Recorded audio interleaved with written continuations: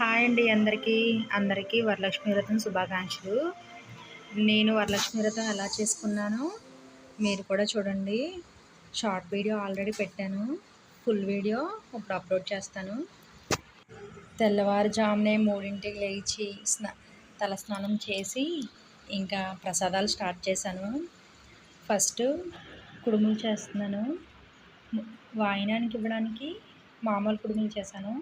దేవుడికి ప్రసాదానికి కొద్దిగా పూర్ణం లోన పెట్టి పూర్ణం గుడాలు కూడా చేశాను.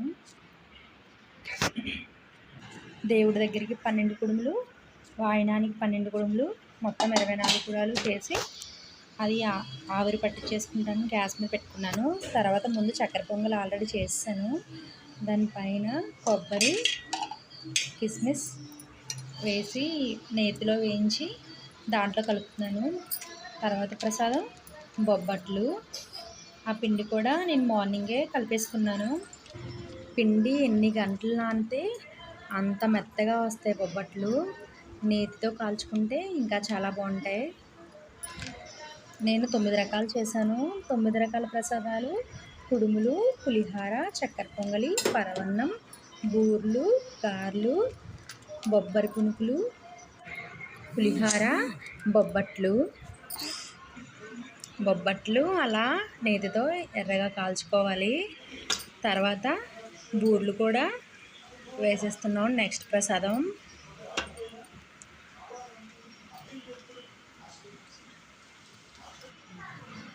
బూర్లు కూడా వేగిపోయాయి. బూర్లు కూడా తీసి పక్కన పెట్టేసాం. తర్వాత ప్రసాదం పులిహార ఆల్రెడీ నేను అన్నం ముందే ఉడికించి పక్కన పెట్టుకున్నాను, అదే వేడి చల్లారుద్దని. తర్వాత చింతపండు పులుసు ముందుగానే ఉడకపెట్టేసుకున్నాను. తర్వాత పోపు కూడా పట్టేసి దాంట్లో కొంచెం సాల్ట్ కూడా వేసి సరిపడినంత మొత్తం నేను కలిపేశాను. పులిహార మొత్తం అంతా కలిపేసి పులిహార కూడా కొంచెం కొత్తిమీర పైన వేసుకుని పక్కన పెట్టేసుకున్నాను పులిహార కూడా. తర్వాత ప్రసాదం ఆవు పాలతో పరవన్నం. ఆవు పాలలో బియ్యం, సగ్గుబియ్యం బాగా మెత్తగా ఉడికిపోయాక బెల్లం, 2 ఇలాచీ నలిపి మొత్తం దానికి సరిపడంతా కలిపి పక్కన పెట్టేశాను.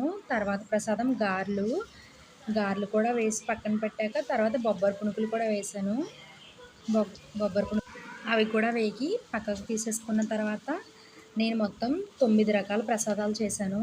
ఎవ్రీ ఇయర్ చేసుకునే ప్రసాదాలన్నీ కంప్లీట్ అయిపోయాక పూజ దగ్గరికి వెళ్ళిపోదాం. నేను ఈ సంవత్సరం రూపు కొనుక్కోలేదు. ముందు సంవత్సరం కొనుక్కున్న రూపు అది ఆవు పాల్లో ముంచి మళ్ళీ ఈ ఇయర్ కూడా నేను అదే వేసుకుంటాను. తర్వాత కలశానికి గాజులు, నా దగ్గరున్న కొన్ని వెండి వస్తువులు కూడా నేను దేవుడి దగ్గర పెట్టుకున్నాను. నేను ఎలా రెడీ చేశానో మీకు కూడా నచ్చుతుందని అనుకుంటున్నాను. నేను సేమ్ ప్రతి సంవత్సరం ఇలాగే చేసుకుంటాను. నా దగ్గరున్న పువ్వులతో ఇలా డెకరేషన్ చేసుకుని దీపారాధన చేసుకుని కథాకట్ట అన్నీ చదువుకుని నేను ఎలా సర్దుకున్నానో మీరు కూడా చూడండి. మీకు కూడా నచ్చుతుందని అనుకుంటున్నాను.